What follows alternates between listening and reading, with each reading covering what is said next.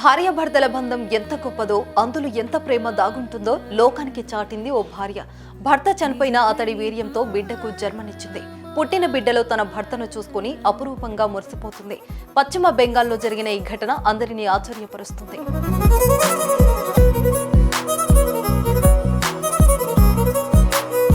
పశ్చిమ బెంగాల్ రాష్ట్రం భీర్పూర్ జిల్లా మురారై ప్రాంతానికి చెందిన అరుణ్ ప్రసాద్, సంగీత దంపతులు. వీరికి 27 సంవత్సరాల క్రితం వివాహం జరిగింది. ఎప్పుడూ సంతోషంగా జీవించేవారు. కానీ పిల్లలు లేకపోవడం అప్పుడప్పుడు వారిని బాధించేది. పిల్లల కోసం హాస్పిటల్స్ తిరిగారు. కనబడిన ప్రతి దేవుడిని మొక్కారు. కానీ వారికి సంతానం కలగలేదు.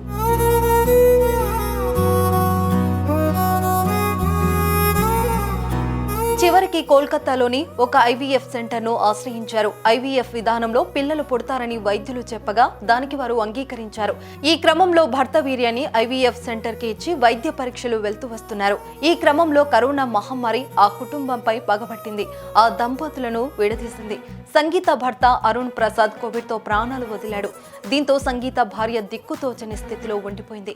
పిల్లలు లేకపోవడంతో అత్తింటి వారు కూడా ఆమెకు పట్టించుకోలేదు. అరుణ్ ప్రసాద్ నడిపిన కిరాణా దుకాణాన్ని నడుపుకుంటూ జీవిస్తుంది.